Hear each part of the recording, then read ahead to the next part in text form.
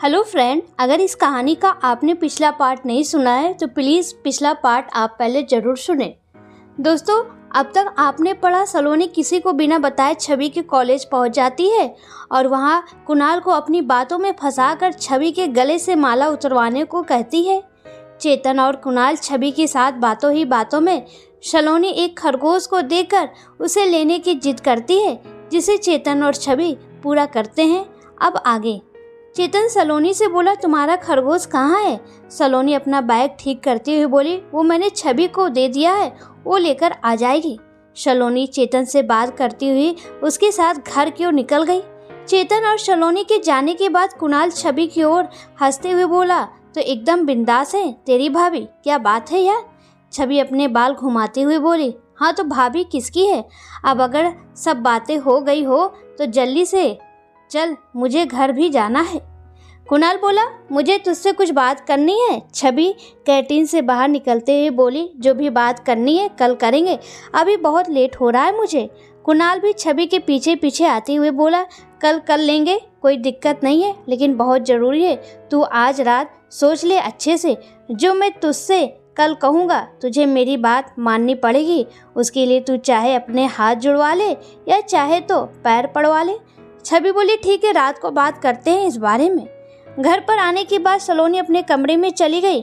चेतन अपनी बाइक खड़ी करके जैसे ही सीढ़ियों पर चढ़ने को हुआ, अनीता जी बोली, बेटा सलोनी कहाँ है? मुझे छवि ने बताया फ़ोन करके कि वो उसके कॉलेज गई है, तेरे साथ आई या नहीं? चेतन रुखी सी आवाज़ में बोला, आपको इतनी फिक्र थी तो जब सलोनी घर पर थी तब तो नहीं पूछा उससे? इतना कहकर चेतन अपने कमरे में चला गया। अनीता जी बस देखती ही रह गई। चेतन के रवैये को वह समझ ही नहीं पा रही थी। सलोनी चेतन से बोली, आपको काकू दादा ने शाम को बुलाया है ना?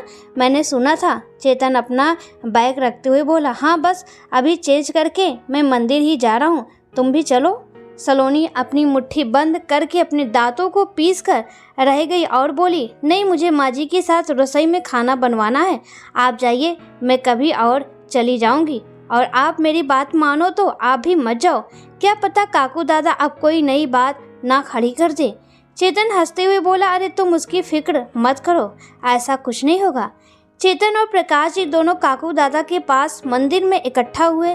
काकू दादा बोले, पहले तुम मुझे यह बताओ कि यह सब चल क्या रहा है? मैं जान रहा हूँ कुछ तो है। चेतन बेटा, तुम मुझे सच बताओ, क्या बात है? और प्रकाश तुम भी। चेतन और प्रकाश जी ने बारी बारी से अपनी बात काकू दादा को बताई। उनकी बात सुनकर काकू दादा अपनी आंख बंद करते हुए बोले, तुम दोनों बेवकूफ़ बन रहे हो। जो तुम्हें दिखाया जा रहा है और जो बताया जा रहा है वो सब उस शैतान का एक मायावी जाल है, उसके अलावा कुछ भी नहीं। प्रकाश जी हैरान होते हुए बोले, ऐसा कैसे हो सकता है काकू दादा? सलोनी को देखकर तो अब लगता ही नहीं अब वो शैतान है। काकू दादा मुस्कुराते हुए बोले, प्रकाश बेटा, इतनी सिद्धियां तो मेरे पास है कि मैं ये जान सकूं कि कोई बुरी शक्ति किसी इंसानी शरीर से पूरी तरह गई है या नहीं। मैं हर रोज मंदिर में आकर अपनी साधना करता हूँ। मैं अभी अपनी विद्या से वो शैतान से मुकाबला नहीं करना चाहता, क्योंकि उससे मेरी सिद्धि और साधना को असर होगा और मैं अपनी सारी शक्ति पूजा के दौरान लगाना चाहता हूँ। और इस बात का अंदाज़ा उस शैतान को है, इसलिए वो ये सब हथकड़े अपना रहा है। अच्छा होगा तुम लोग अपनी अपनी होशियारी से काम लो। थोड़ी देर बाद काकू दादा और चेतन घर पर आए। उन्होंने देखा सलोनी सबको हंस हंस कर बड़े प्यार से खाना परोस रही थी। एक पल के लिए चेतन के मन में ख्याल आया कि काकू दादा की सारी बातें बेवजह हैं। चेतन के मन में जैसे कोई द्वंद्व सा चल रहा हो। खाने के बाद सभी अपने अपने कमरे में चले गए। काकू दादा अनीता जी को समझाते हुए बोले, बेटा इस वक्त बस शांत रहो, जो हो रहा है होने दो, कोई कुछ भी मत कहो, बस अंत में सब ठीक होगा। इतना कहकर काकू दादा भी अपने कमरे में चले गए। अनीता जी असमंजस में पड़ गई और सारे सवालों को अपने मन में रखकर ही अपने कमरे में आ गई। सलोनी चेतन के सर में मालिश करते हुए बोली, चेतन, हम शादी के बाद कहीं घूमने नहीं गए ना? एक काम करते हैं, हम कहीं घूमने चलते हैं। चेतन मन ही मन यह तय कर बैठा कि काकू दादा को जरूर कोई गलत फहमी हुई है। सलोनी अब बिल्कुल ठीक है और मुस्कुराते हुए बोला, जैसा तुम कहो हम चलेंगे, पर ये तो बताओ तुमने छवि से खरगोश लिया या नहीं? सलोनी गहरी मुस्कुराहट में मुस्कुराती हुई बोली, वो खरगोश जाएगा कहाँ, मेरा है, मेरे पास ही आएगा। चेतन के सो जाने के बाद सलोनी बिस्तर से उठी और अपना बैग उठाकर स्टोर रूम की तरफ जाने लगी और वहां पहुंचने के बाद अपने बैग को लेकर जोर जोर से खुश होते हुए झूमने लगी। अचानक सलोनी रुकते हुए खुद से ही बोली, अरे अरे रुक जा, थम सा जा, ज़्यादा घूमने से चक्कर आएगा, कहकर सलोनी हंसते हुए अपने बैग की चेन खोलने लगी और उसमें से उस खरगोश को उसका सर पकड़कर जोर से निकाल कर खींचा, जो कि अब तक मर गया था, जिसे सलोनी ने कॉलेज से निकलते वक्त ही रास्ते में उसका मुंह दबाकर उसकी गर्दन को मरोड़ दिया था। फिर एक कोने में जाकर बैठ गई और उस खरगोश को आधा खा लिया। चुपचाप स्टोर रूम से निकलकर अपने कमरे में आई और आकर वापस लेट गई। सुबह जब चेतन सोकर उठा तो उसने देखा सलोनी नहाकर आ चुकी थी और अपने बाल सुखा रही थी। सलोनी को देखकर चेतन बोला, क्या बात है, आज इतनी जल्दी सुबह सुबह तैयार होकर कहीं जा रही हो? कहीं ऐसा तो नहीं तुमने कहीं घूमने जाने का प्लान बना लिया हो, मुझे पता भी ना हो? सलोनी उठकर चेतन के गाल खींचते हुए बोली, नहीं ऐसा तो कुछ नहीं है, लेकिन आज मुझे छवि के कॉलेज जाना है, बहुत ज़रूरी है मेरा वहाँ जाना। चेतन अपने बाल ठीक करते हुए बोला, अरे हाँ, मैं तो भूल गया, तुम ही तो गेस्ट हो आज की, तुम्हारे लिए बहुत ज़रूरी होगा। चेतन की बात सुनकर सलोनी गुस्से में चेतन की ओर घूंसा बनाकर आते हुए बोली, ज़्यादा बोलने की कोशिश मत करना, तुम्हें क्या पता मैं कौन हूँ, आज मैं वहाँ की गेस्ट ऑफ ऑनर हूँ। इतना कहकर सलोनी हंस पड़ी। चेतन भी ठहाके मार के हंस पड़ा और बोला, तुम चली जाना, छवि की शादी मुझे थोड़ा देर हो जाएगी आने में, मैं बाद में आकर तुम लोगों को ज्वाइन कर लूँगा। सलोनी बोली, ठीक है मैं चली जाऊंगी, तो फिर आप एक काम करिए, आप जाकर ऑफिस में नाश्ता कर लेना, जल्दी निकल जाइए ताकि जल्दी आ जाओ आप। चेतन बोला, आइडिया अच्छा है, मैं निकल जाता हूँ तैयार होकर। सलोनी बोली, हाँ मैं भी नीचे जा रही हूँ। चेतन बिना नाश्ता किए ऑफिस निकल गया। अनीता जी सलोनी से बोली, बेटा चेतन कहाँ है? सलोनी बोली, पता नहीं माँ जी क्या हो गया है, मुझसे अच्छे से बात ही नहीं करते, कल भी मुझ पर गुस्सा कर रहे थे घर पर आकर और आज बिना नाश्ता किए ही चले गए, न जाने क्या हो गया है। तभी छवि अपने कमरे से तैयार होकर निकलती हुई बोली, भाभी आप चल रही हो या फिर बाद में आओगी? सलोनी हंसते हुए छवि के पास आई और उसके कान में बोली, अभी तो कुणाल तुम्हारा इंतजार कर रहा होगा, तो मुझे कबाब में हड्डी बनाने से अच्छा है तुम चली जाओ, मैं थोड़ी देर बाद आ जाऊंगी। इतना कहकर सलोनी जोर से हंस गई। छवि शर्माते हुए बोली, क्या भाभी आप भी ना कैसा मजाक करती हैं?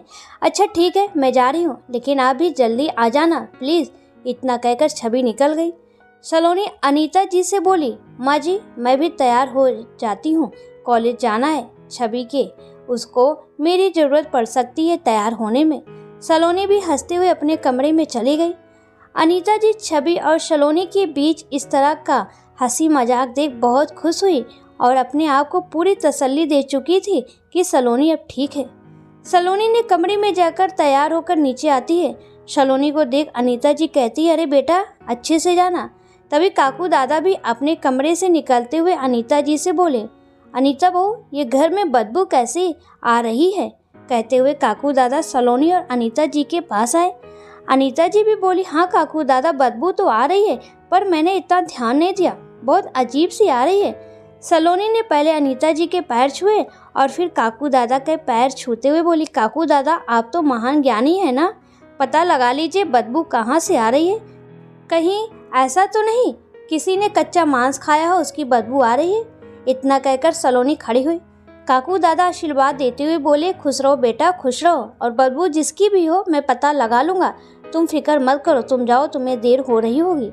सलोनी मुड़कर घर से बाहर निकलते हुए अपने आप में मुस्कुराई और मन ही मन में बोली, किसी दिन मैं तुझे भी ऐसे ही खा जाऊंगा काकू दादा, तुझे खबर भी नहीं लगेगी।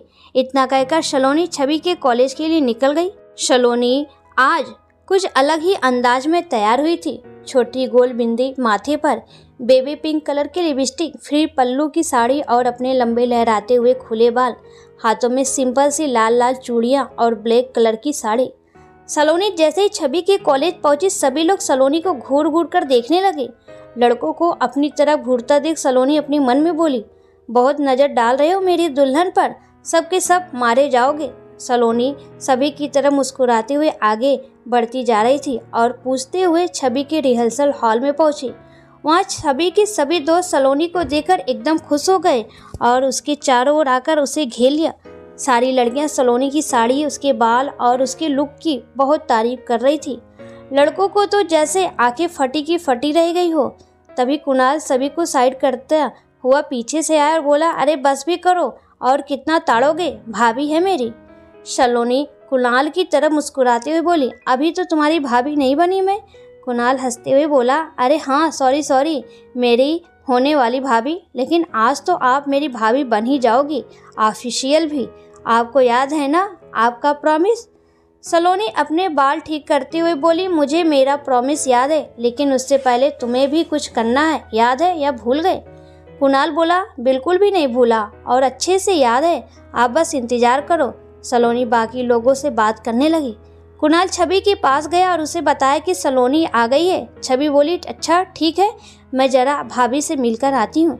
छवि जैसे ही बाहर जाने को हुई, कुणाल ने उसका हाथ पकड़ लिया और बोला, रुक छवि, तुझे याद है कल मैंने कुछ कहा था।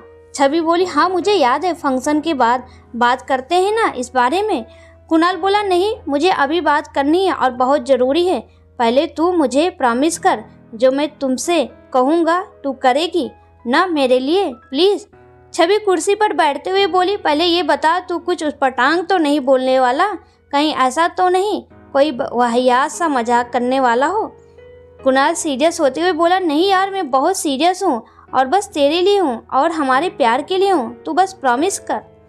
छवि कुणाल का हाथ अपने हाथों में लेते हुए बोली, अच्छा ठीक है, किया प्रॉमिस, जो तू कहेगा मैं करूँगी, अब बता क्या करना है। कुणाल थोड़ा सोचते हुए बोला, तुझे बस जब हमारा परफॉर्मेंस हो इतनी देर के लिए तुझे यह माला गले से निकालनी है, क्योंकि यार अच्छा नहीं लगेगा और मैं हमारी इस परफॉर्मेंस को हमेशा के लिए यादगार बनाना चाहता हूँ। अब तू इसे चाहे मेरा बचपना कहे या जो भी कहे, बस इतना ही करना है तुझे मेरे लिए। कुणाल की बात सुनकर छवि अपने माथे पर हाथ मारते हुए बोली, हे भगवान क्या लड़का है, तू डरा ही दिया। मैं समझी पता नहीं शायद कुछ बहुत सीरियस होगा, तो यार इतनी सी बात के लिए तूने जाने क्या क्या बोल दिया, प्रॉमिस प्यार वार। अगर तू ऐसे ही कहता तो भी मैं निकाल देती। कुणाल झूठा गुस्सा दिखाते हुए बोला, मैं जानता हूँ ना तू नहीं उतारती, कहती मेरे काकू दादा गुस्सा करेंगे वगैरह वगैरह, अभी इस माला को निकाल दे, बाद में पहन लेना। कुणाल की बात सुनकर छवि जोर से हंस पड़ी और गले से माला निकालकर कुणाल के हाथ में रखते हुए बोली, यह ले, तुझे बहुत दिक्कत हो रही थी ना इससे, जैसे मेरा दूसरा बॉयफ्रेंड हो, ये रख ले अपने पास, परफॉर्मेंस के बाद तुझसे ही लूँगी, याद रखना, अगर यह खोई ना तो तेरी जान ले लूँगी। माला लेते हुए कुणाल मन ही मन में बहुत खुश हुआ और जल्दी से माला लेकर अपनी जेब में रख ली। थोड़ी देर बाद चेतन भी आ गया और सभी ने छवि और कुणाल का परफॉर्मेंस बहुत एंजॉय किया। परफॉर्मेंस के बाद छवि चेंज करने चली गई। कुणाल ने मौका मिलते ही सलोनी से बात की और अपनी पॉकेट से माला निकालकर सलोनी को देते हुए बोला, या लो भाभी, आपने जो कहा था मैंने कर दिया, अब इस माला का आप जो भी करो आप देख लेना, लेकिन प्लीज़ अब मेरी और छवि की शादी आपको ही करानी है और कोई प्रॉब्लम नहीं है, आप देख लेना। माला देखते ही छवि सलोनी एकदम पीछे हो गई और पीछे होते हुए बोली, नहीं नहीं नहीं, यह माला तुम अपने पास ही रखो और हो सके तो एक काम करो, तुम इस माला को कहीं ऐसी जगह फेंक दो जहाँ से कभी किसी को मिले ही ना, और बाकी अब मेरे ऊपर छोड़ दो, मैं सब ठीक कर दूंगी। इतना कहकर सलोनी जाने को हुई, तभी कुणाल बोला, थैंक यू सो मच भाभी, अगर आप नहीं होती तो पता नहीं क्या होता मेरा। वैसे एक बात कहूँ, आप सच में आज बहुत सुंदर लग रही हैं। कुणाल की बात सुनकर सलोनी हंसते हुए बोली, अरे यह तो अभी शुरुआत है, अब तो तुम्हारी ज़िंदगी पूरी सुंदर होने वाली है, मैं तुम्हारी ज़िंदगी में देखो क्या क्या सुंदर नज़ारे लाती हूँ। इतना कहकर सलोनी चली गई। चेंज करने के बाद छवि कुणाल के पास आई। कुणाल अब तक उस माला को कहीं फेंक चुका था। छवि को अपने पास आता देख कुणाल मन ही मन में सोचने लगा, अब छवि उस माला के बारे में पूछेगी तो वह क्या कहेगा। छवि जैसे ही कुणाल के पास आई, कुणाल बोला, सॉरी यार छवि, गलती हो गई मुझसे, तेरी माला कहीं गुम हो गई है। कुणाल की बात सुनकर छवि कुछ देर के लिए एकदम चुप हो गई। कुणाल ने भी डर की वजह से अपनी नजरें नीचे झुका ली और उन दोनों के बीच एकदम सन्नाटा हो गया। छवि एकदम अपना हाथ जोर से खींचती हुई कुणाल की ओर लाई। कुणाल ने जल्दी से अपना हाथ अपने गाल पर रख लिया। उसे लगा छवि उसे थप्पड़ मारने वाली है, लेकिन छवि जोर से अपना हाथ कुणाल की ओर लाई और उसका हाथ हटाकर उसके गाल को जोर से खींचते हुए बोली, अरे मेरे भोले से कुणाल, तू तो इतना घबरा गया, क्या हुआ? बस एक माला ही तो है ना, तो कौन सी आफत आ गई? तू तो ऐसे कर रहा है जैसे जान चली गई हो तेरी। छवि की बात सुनकर एकदम हक्का बक्का रह गया कुणाल। जिस माला को छवि कभी उतारने को तैयार नहीं थी, आज उसे गुम हो जाने पर उसे कोई फर्क नहीं पड़ रहा। ताजुब है। कुणाल छवि के चेहरे के आगे अपना हाथ हिलाते हुए बोला, छवि तू ठीक तो है ना? कहीं तेरी तबीयत तो नहीं बिगड़ गई? मतलब तुझे कोई फर्क ही नहीं पड़ता? तेरी माला खो गई तो कमाल है यार, या तो चमत्कार हो गया मेरे लिए। छवि अंगड़ाई लेते हुए बोली, कमाल तो मेरे लिए हुआ है रे, मुझे तो लगता है जैसे मुझे मेरी खोई हुई अमानत मिल गई हो। कुणाल बोला, क्या मतलब? मैं समझा नहीं, तू कैसी बैकी बैकी सी बात कर रही है? छवि मुस्कुराते हुए बोली, चल जाने दे, तू नहीं समझेगा। तभी वहाँ सलोनी और चेतन आ गए। चेतन छवि से बोला, अब घर चलें? छवि बोली, भैया आप जाओ भाभी के साथ, मैं कुणाल के साथ आऊंगी। सलोनी चेतन का हाथ पकड़ते हुए बोली, हाँ चेतन हम चलते हैं, छवि आ जाएगी। इतना कहकर सलोनी और चेतन निकल आए। छवि बोली, कुणाल तू चल, मैं पानी पीकर आती हूँ। इतना कहकर छवि पानी पीने चली गई। कुणाल जैसे ही जाने को हुआ, वहाँ कुणाल को एक आवाज़ सुनाई पड़ी, कुणाल अगर तुझे अपनी जान प्यारी है तो दूर हो जाए इन सब से, नहीं तो अपनी जान से जाएगा। आवाज़ सुनते ही कुणाल हैरान से इधर उधर देखने लगा। कुणाल ने भी आवाज़ लगाई, कौन है? सामने तो आ जरा, ऐसे चुप चुप के क्या बोलता है? कुणाल ने इधर उधर देखा लेकिन उसे कुछ नज़र नहीं आया। कुणाल वहाँ से बाहर आ गया और बाहर आकर जैसे ही उसने अपनी बाइक स्टार्ट की, एक तेज सरसराती सी सर आवाज़ कुणाल के कान में एक जोरदार चीख के साथ गूंजती हुई निकल गई। कुणाल आवाज़ सुनते ही एकदम से डर गया, उसके एकदम होश उड़ गए। कुणाल अपने कानों में उंगली डालकर हिलाते हुए इधर उधर देखने लगा। पीछे से उसे छवि आती दिखाई दी। छवि कुणाल को इस हाल में देख हंसते हुए बोली, क्या हुआ? मुझे देखते ही पसीने छूट गए। कुणाल बोला, अरे नहीं यार, पता नहीं कहाँ से अभी एक बहुत तेज आवाज़ कान में आई, समझ नहीं आ रहा हो क्या रहा मेरे साथ।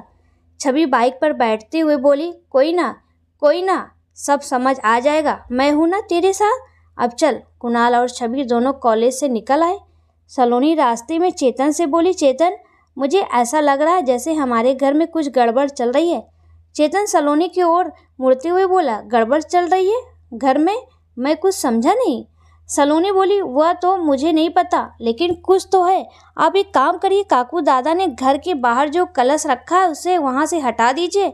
मुझे ऐसा लगता है जैसे उस कलश के अंदर कोई काला साया हो और जो मुझे घूर रहा हो। चेतन हंसते हुए बोला, क्या सलोनी तुम भी बच्चों जैसी बात करती हो? वह तो काकू दादा ने पूजा करके रखा है, उसमें क्या ही होगा। चेतन की बात सुनकर सलोनी दांत पीसते हुए गुर्राती सी आवाज़ में बोली, आप उसे वहाँ से हटाएंगे या नहीं? अगर नहीं हटाएंगे तो मैं आपसे बात नहीं करूँगी। अभी गाड़ी रोको, मुझे उतार दो, मैं अकेले आ जाऊँगी। सलोनी की बात सुनकर चेतन बोला, अच्छा सॉरी, माफ़ कर दो, मैं तो बस मजाक कर रहा था और काकू दादा उसे हटाने नहीं देंगे। सलोनी चेतन के कंधे पर हाथ रखते हुए बोली, ऐसा करना, उसे हटाकर फेंक देना और उसकी जगह ऐसा ही रख देना, कलश लाकर वहाँ रख देना। बातों ही बातों में चेतन और सलोनी घर की ओर आ गए। दूसरी तरफ छवि कुणाल के साथ बाइक पर बैठे हुए जोर जोर से हंसे जा रही थी। छवि को इस तरह हंसता देख कुणाल बहुत ज़्यादा हैरान था, क्योंकि इससे पहले छवि ने कभी इस तरह की हरकत नहीं की थी। कुणाल बार बार छवि को टोकता, लेकिन छवि हर बार उसके कंधे पर जोर से हाथ मारती और फिर से खिलखिलाकर हंस उठती। तभी एकदम छवि कुणाल के कंधे पर जोर जोर से हाथ मारते हुए बोली, बाइक रोक जरा, मुझे भूख लग रही है बहुत तेज। कुणाल जल्दी से बाइक में ब्रेक लगाते हुए बोला, ले रोक दी, अब बता क्या खाना है, यहीं लेकर आऊँ या फिर वहीं जाकर खाना है? छवि बाइक से उतरकर पेड़ के नीचे खड़ी होती हुई बोली, एक काम कर, 2 लेग पीस और एक शुट्टा लेकर आ। छवि की बात सुनकर कुणाल जोर जोर से ताली मारकर हंसने लगा। कुणाल को अपने ऊपर देख छवि एकदम से कुणाल के सामने आकर खड़ी हो गई। छवि को इस तरह एकदम से अपने सामने देख कुणाल की हंसी रुक गई। छवि बोली, ऐसे क्या हंस रहा है? मैंने कहा ना मेरे लिए 2 लेग पीस और 1 सुट्टा लेकर आ। कुणाल बड़ी सी आंखें करते हुए बोला, यार देख प्लीज़ मजाक मत कर, जो खाना है वो बता, मैं लेकर आऊँ। और फिर वैसे भी मुझे काम है घर पर कुछ। छवि आंखें निकालते हुए बोली, तुझे सुनाई नहीं देता क्या? कान खराब है तेरे? कुणाल धीमी सी हंसी में हंसते हुए बोला, सच में मैं लेने जा रहा हूँ, फिर अगर तू यही कहती तो मैं ले आऊँगा। छवि वापस पेड़ के पास जाकर खड़ी होते हुए बोली, मैंने जो कहा है जल्दी लेकर आ, वरना तेरी बाइक में अभी आग लगा देनी है मुझे। छवि की बात सुनकर कुणाल फिर से हंसी छोड़ गई और बोला, ले बाइक में आग लगा ले, लेकिन तू मुझे ये बता, तू तो नॉन वेज खाती नहीं है ना, फिर आज ये नया तोता कहाँ से पाल लिया? कुणाल की बात सुनकर छवि जल्दी से दौड़ती हुई आई और कुणाल के हाथ से चाबी लेकर बाइक की टंकी खोलते हुए बोली, तू जा रहा है या मैं इसे नीचे गिरा दूं? कुणाल जल्दी से छवि के हाथ से चाबी छीनकर टंकी को बंद करते हुए बोला, अच्छा ठीक है मेरी माँ, जा रहा हूँ मैं, तू गुस्सा मत कर। इतना कहकर कुणाल चुपचाप चला गया। थोड़ी देर बाद कुणाल जब लेग पीस लेकर आ रहा था, रोड क्रॉस करने से पहले उसने देखा छवि पेड़ के पास झुककर बहुत जोर जोर से हंस रही थी और किसी से बात कर रही थी। कुणाल देखकर हैरान रह गया कि यहाँ बीच सड़क पर छवि को कौन मिल गया जिससे छवि ऐसे बात कर रही है। दूर से देखने पर लग तो नहीं रहा कि किसी से फोन पर बात कर रही होगी। खुद बड़बड़ाते हुए कुणाल जैसे ही रोड क्रॉस करके छवि के पास आया, छवि कुणाल को देखते ही जल्दी से भाग कर आई और उसके हाथ से लेग पीस लेकर वहीं पेड़ के पास जमीन पर बैठकर खाने लगी। कुणाल उसे खाना देखकर पेड़ के पीछे जाकर इधर उधर देखने लगा, लेकिन वहां दूर दूर तक उसे कोई नजर नहीं आया। उसने देखा छवि के हाथ में या छवि के आसपास उसका फोन भी नहीं था। कुणाल हैरान रह गया कि किस तरीके से छवि बात कर रही थी और ऐसी हरकत कैसे कर सकती है। इससे पहले कुणाल छवि से कुछ पूछता इस बारे में, उसने देखा छवि दोनों पैर फैलाकर लेग पीस बहुत बुरी तरह खा रही थी, जैसे कब से भूखी हो। सड़क पर आने जाने वाले लोग भी छवि को देख रहे थे। कुणाल इधर उधर देखते हुए बोला, छवि यह क्या कर रही है यार तू? अगर तूने खा लिया तो घर चल, मुझे यहाँ पर यह सब अच्छा नहीं लग रहा। कुणाल की बात सुनकर छवि झटके से गर्दन उठाकर कुणाल की ओर देखने लगी और अपने ओठों पर उंगली रखते हुए बोली, शान, ज़्यादा बात नहीं करते, जब कोई खाना खा रहा हो तो चुप रहते हैं, इतना तो पता होगा ना। कहते हुए छवि की आंखें एकदम लाल पड़ गई। छवि का ऐसा रूप देखकर कुणाल एकदम से डर गया और वहीं उसके पास बैठकर धीरे आवाज में बोला, अच्छा ठीक है, तू खा ले, तुझे डिस्टर्ब नहीं करूँगा, लेकिन प्लीज़ जल्दी खा ले, यहाँ सड़क पर ऐसे अच्छा नहीं लगता। छवि कुणाल की बातों को नज़रअंदाज करते हुए चुपचाप खाने में लगी रही। कुणाल छवि की तरफ बस देखे जा रहा था, क्योंकि आज से पहले कभी छवि ने नॉन वेज नहीं खाया और न ही वो खाती थी, और छवि को इस तरह नॉन वेज खाते देख कुणाल को डर भी लग रहा था और हैरान भी था, क्योंकि पिछले 2 दिनों से उसके साथ कुछ न कुछ हो रहा था। अब उसे समझ आ रहा था धीरे धीरे कि यह सब नॉर्मल नहीं है, कहीं कुछ तो गड़बड़ है। कुणाल को छवि की काकू दादा और उनकी भूत प्रेत वाली बात याद आने लगी। कुणाल मन ही मन में सोचने लगा, छवि कितनी बुरी तरह से खा रही है, ऐसे तो शायद कोई भूखा भी खाना ना खाए, पता नहीं क्या हो गया इसे, और ये नॉन वेज इतना फेवरेट कब से हो गया इसका। क्या करूँ इस बारे में, सलोनी भाभी से बात करूँ या नहीं? कुणाल ये सब सोच ही रहा था, तभी छवि कुणाल के सामने चुटकी बजाते हुए बोली, ए हीरो, मेरा सट्टा कहाँ है? कुणाल जल्दी से छवि के पास पहुंचकर अपनी जेब से सिगरेट निकालकर छवि को देने लगा। सिगरेट हाथ में लेने के बाद छवि टकटकी लगाए कुणाल की ओर देखने लगी। छवि को इस तरह अपनी तरफ देखता देख कुणाल एकदम डर गया। छवि बोली, माचिस क्या तेरा बाप लाएगा? छवि के मुंह से यह सब सुनकर कुणाल के पैरों तले जमीन खिसक गई। इससे पहले कुणाल कुछ कहता, छवि बोली, जल्दी माचिस निकाल, और खबरदार तेरी बकवास सुनने का मन नहीं है तो कुछ कहने की कोशिश भी मत करना, वरना तो जानता है ना तेरी बाइक में आग। इतना कहकर छवि जोर से हंस पड़ी। कुणाल ने बिना कुछ कहे चुपचाप माचिस निकालकर छवि को दे दी। छवि सिगरेट जलाकर कस भरती हुई उठी और बोली, चल चल जल्दी गाड़ी शुरू कर, मुझे घर छोड़ दे, बहुत लेट हो रहा है मुझे। कुणाल चुपचाप बाइक स्टार्ट करने लगा। छवि बाइक पर बैठते हुए कुणाल की शर्ट से अपने हाथ पोंछने लगी और गाड़ी पर बैठकर सिगरेट पीने लगी। कुणाल बोला, छवि अब क्या तू रास्ते में सिगरेट पीते हुए जाएगी? देख, रोड पर ये सब अच्छा नहीं लगता। किसी ने देख लिया तो कोई क्या सोचेगा तेरे बारे में? अगर तुझे पीनी है तो यहीं खड़े होकर पी ले, मुझे अच्छा नहीं लगेगा कोई तेरे बारे में कुछ गलत कहे तो। छवि थोड़ी देर सोचकर बोली, अरे हाँ, यह बात तो तूने सही कही। चल ठीक है, कोई बात नहीं, तू गाड़ी चालू रख, अब चलते हैं।